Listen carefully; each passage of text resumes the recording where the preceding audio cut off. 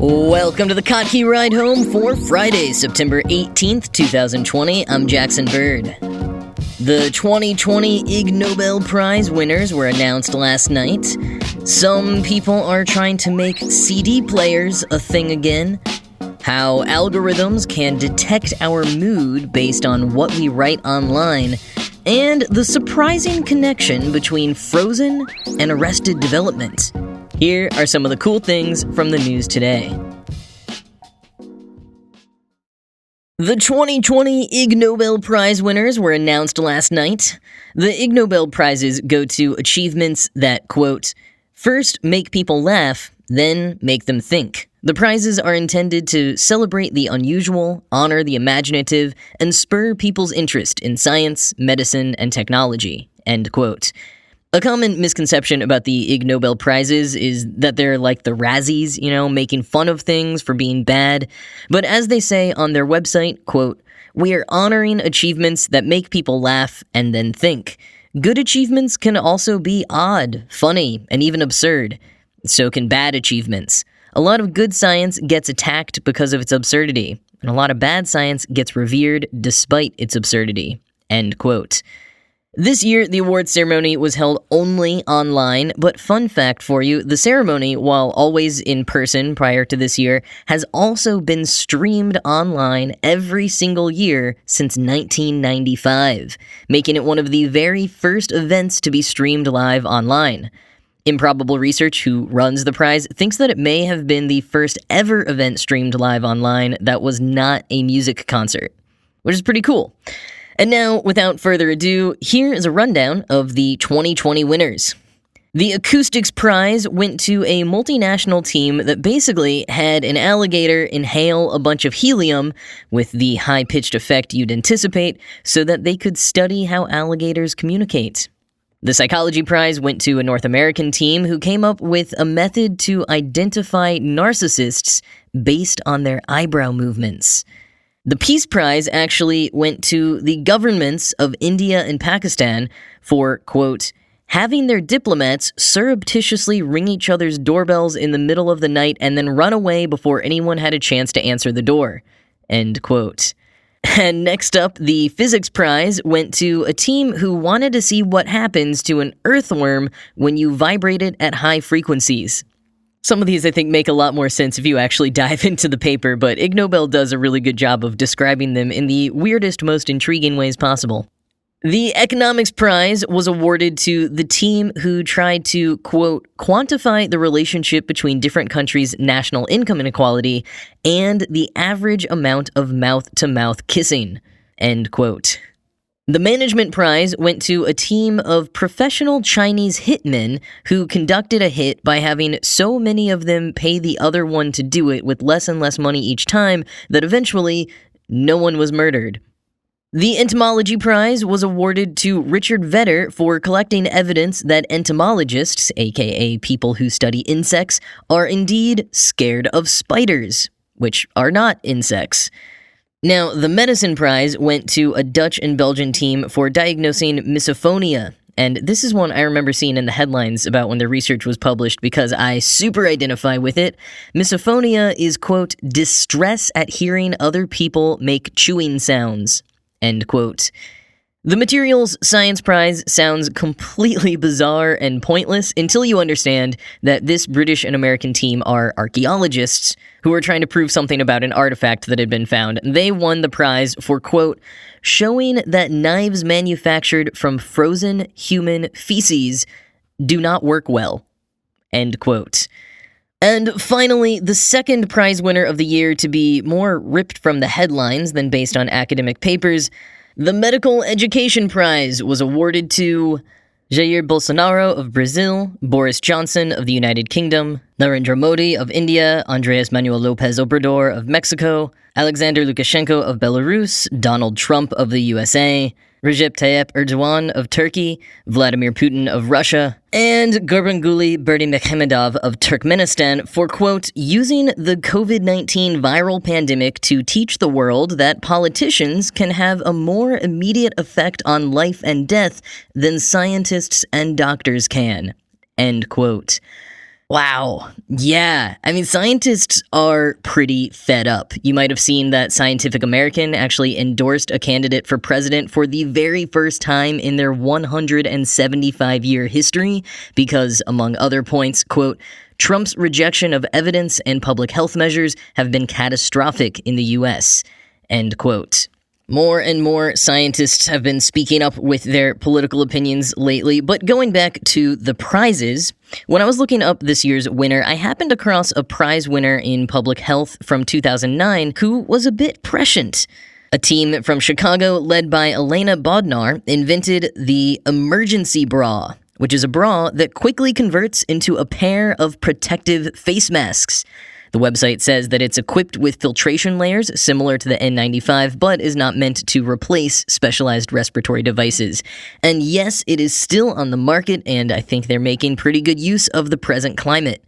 And, I would not be surprised if the team behind the emergency bra was inspired by another female designer and entrepreneur, Sarah Little Turnbull, who created the first prototype of the N95 respirator mask in 1961 based on her previous design of molded bra cups. Prior to that point, healthcare workers had used flat face masks that, as we all are well aware of now, can be kind of finicky and leave a lot of gaps on your face. It would take a few more years before other groups collaborated to create the N95 to successfully block pathogens, but the original design of the cupped face mask was all Turnbull. And I like to think that had the Ig Nobel Prize been around in 1961, she absolutely would have won it for designing a better medical face mask based on a bra design.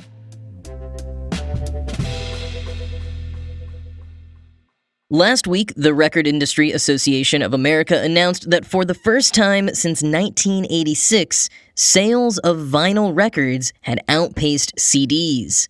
Now, I know there are a lot of debates in the CD versus vinyl world, but I personally think that vinyl is winning out commercially because it tends to be the pick of audiophiles, and audiophiles, as well as people who are trying to be trendy, are the main ones who are actually going to spend extra money on physical music these days. Most people just stream all their music on one platform or another, maybe purchase songs or a whole album if they really want to support the artist or play the music on some offline incompatible device. But a lot of people aren't buying physical music, and those who are long ago chose the vinyl record over the CD. But Nimin Lab, or NINM Lab, is making a bet that some of those same audiophile/trendsters might jump ship for CDs again. They have just introduced a Bluetooth-enabled portable CD player. It's a clear, square device, so really it looks more like a disk drive or a double-disc CD case than the CD Walkmans that we were used to. And you can connect it to Bluetooth headphones or a Bluetooth speaker, or just plug in your old-fashioned 3.5mm headphones. It also has its own speaker and, interestingly, a magnet, so you can put the CD player on your fridge while you play it. Nim Lab are the same folks who made a Bluetooth-enabled portable cassette player last year, so this kind of aesthetically pleasing nostalgia trip is their kind of thing. Now, as someone who still owns and regularly plays cassettes and CDs and vinyl records, not to mention VHS tapes, you'd think I'm clearly the target audience for this, except for the fact that I have ways to play all of those. But I actually think this Bluetooth CD player could be more broadly popular than just among us weirdos who like listening to physical media in outdated ways. There are so many people who just don't have a single way to play CDs anymore. So many laptops don't come with disk drives, a lot of people don't own DVD players anymore, let alone any kind of dedicated stereo or Walkman. And this device being new and Bluetooth-enabled, not some dusty, malfunctioning Walkman you find in the attic, as well as being so small and sort of able to be tucked out of the way, I can see some people who weren't quite ready to get rid of their CDs yet seeing this as a cool option to continue listening to them. However, if the many CDs I have dumpster dived in recent years are any indication, most people have already parted ways with their old collections, and this CD player, the Long Time No See, is over $100 on Kickstarter, and will be even more expensive after the campaign ends. So for the kind of scenario I was just describing, I don't think that profile of a person is probably going to shell out quite that much. But it does intrigue me to think of cheaper copycats going on the market and how that could actually maybe be a popular item. I don't know. But if you do spring for the long time no see, or if you still own a CD player, DVD player, disc drive, Boing Boing this week shared a video that is a few years older, but super, super helpful. It is a video tutorial that walks you through what to do when you face that all too common issue of getting a slice of ham stuck in your CD drive. I know it's happened to me thousands of times, so I'll put the link to the video tutorial in the show notes, and hopefully it'll help you out.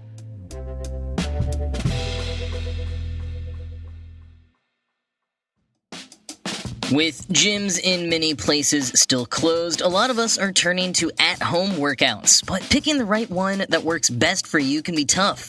And that is why Beachbody wants to take the stress out of working out by offering hundreds of fun, simple, and affordable programs that you can access from the comfort of your own home with Beachbody On Demand. Beachbody On Demand is suited for anybody at any time. You can stream them from your computer, Apple TV, Chromecast, and more. And some workouts are just 10 minutes. And you don't need any extra expensive equipment.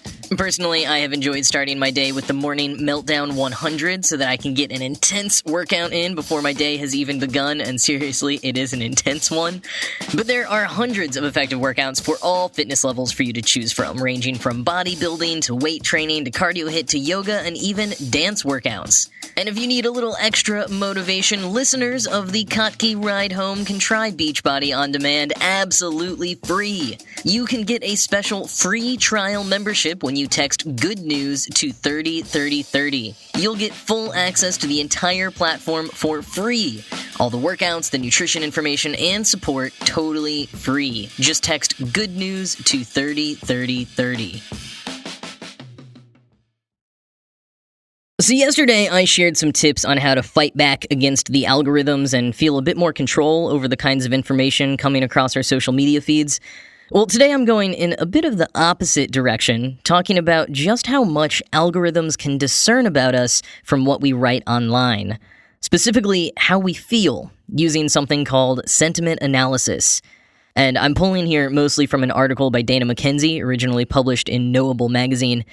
So the most obvious application of sentiment analysis is for brands to market to us more effectively. But it also has other potential uses, like gauging public perception of various issues, shedding light on certain curiosities, like, is a minor chord really more sad than a major chord? And perhaps most seriously, using it to monitor if someone might be displaying signs of depression and in need of help. But how does sentiment analysis work? Well, it turns out that language is really tough for computers to understand. There have been tons of different methods and innovations over the years, but two main ones right now are various forms of word counting, or lexicon-based methods, and neural networks. Now, word counting basically counts the number of positive words in a given sentence and subtracts the negative words. But you have to account for, first, some words having more weight than others, like the word excellent would rank higher than the word good. And also that a sentence with multiple negative words can sometimes actually be a positive sentence. That's something that's natural to many humans, but often missed by computers. So the next step is machine learning algorithms that recognize patterns and relationships between sets of words and how they can mean different things in different contexts.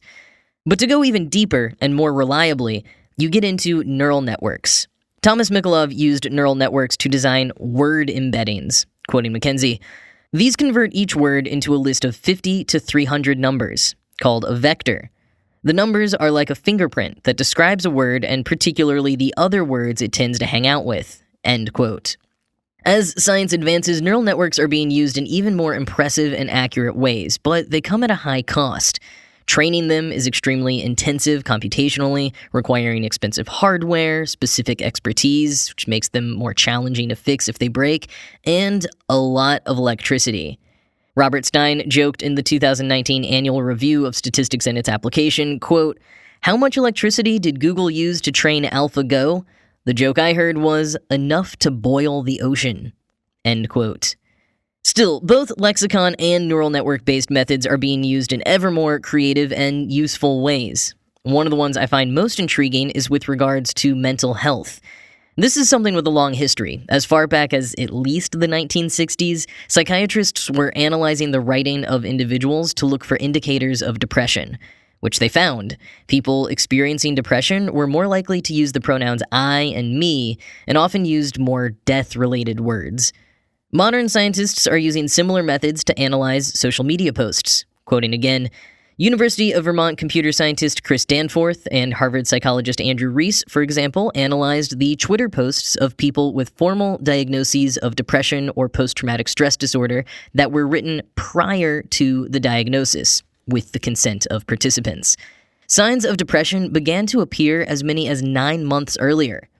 And Facebook has an algorithm to detect users who seem to be at risk of suicide. Human experts review the cases and, if warranted, send users prompts or helpline numbers. End quote. Now, there's a long way to go in terms of accuracy with this particular application, and of course, privacy is a huge concern.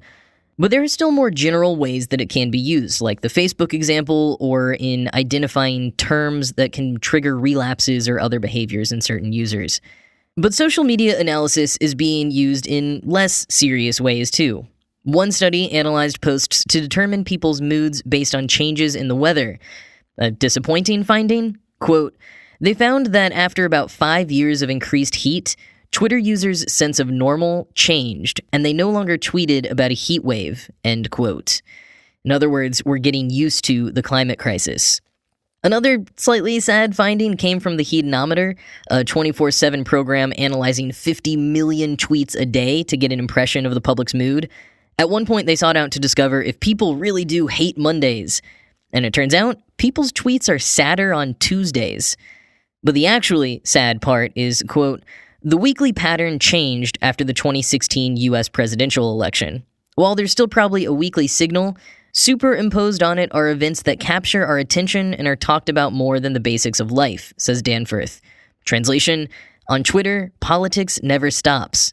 Any day of the week can be the saddest, he says, end quote. So if you feel like Twitter has been sadder and madder in recent years, you're not really wrong. The Heatonometer in and of itself is super fascinating. It uses a lexicon-based analysis to determine the general mood of the public every day, and then charts this on an interactive line chart that you can see on its website. And it's pretty fascinating, especially this year, to see the lows and the highs. The chart has a timeline where some particularly significant moments are listed, and if you hover over any day, you can also see the keywords that's making that day happier or sadder than any other day. It's super cool to look at and play around with, even with the knowledge that the loudest voices on Twitter may not be reflective of the general public's sentiment. But as this kind of technology advances, I'll bet there will be ways around even that limitation. Although I'm not positive how accurate I actually want this kind of tech to be, if I'm being honest. Real quick last thing to kick off your weekend before I go. You know that song from Frozen, Love is an Open Door? If you have kids, you definitely know it. It's the one where Anna and Hans sing about how perfect they are for each other. I actually performed in a parody version of this in a very strange musical once. But anyways, one of the most famous lines from that song is the one where Hans says, "We finish each other's," and Anna says, "sandwiches." It turns out that line was a reference to Arrested Development. Michael Bluth is talking to his sister Lindsay about his recent love interest and says, "She's special, you know, it's like we finish each other's," and Lindsay, who is eating a sandwich, butts in to say, "Sandwiches?" Some people have been aware of the connection before, but it went lightly viral again recently when TikTok user Tori Nichols pointed it out, and then BuzzFeed writer Krista Torres dug a bit deeper and discovered that Frozen songwriters Robert Lopez and Kristen Anderson Lopez have previously stated that it was actually an intentional nod to Arrested Development. Originally, they just put it in as a placeholder, an inside joke between the two of them, but it ended up sticking. And folks have speculated there are other Arrested Development Easter eggs in Frozen. Most convincingly is when Anna is dancing with the Duke of Wesselton, and he at one point hops around with his hand on his head pretending to be a chicken, in a pretty exact imitation of the way that Lindsay Bluth imitates a chicken, as part of the running joke that all of the Bluths have a serious misunderstanding of what chickens look and sound like. So there you go. Next time a kid in your life makes you watch Frozen, you can be on the lookout for some fun Arrested Development homages.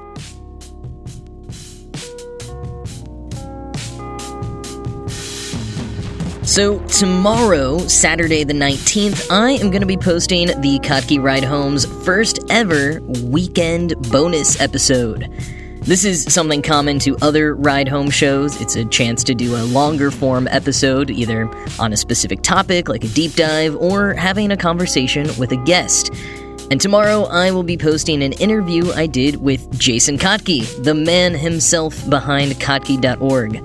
So whether you're not familiar with him and his work and maybe have been a little curious about the show's name change, or if you're a longtime fan, hopefully you will enjoy our conversation. We talked a bit about how his blog and blogs overall have changed over the years, what his workflow is like, and some of our bigger ideas about internet culture and the future of art and content on the internet. So refresh your feeds again tomorrow for that. I am off now to try to convince the algorithms that I am a perfectly happy, content person who should not be paid any extra attention to. I hope you have a great weekend, and I'll talk to you again tomorrow.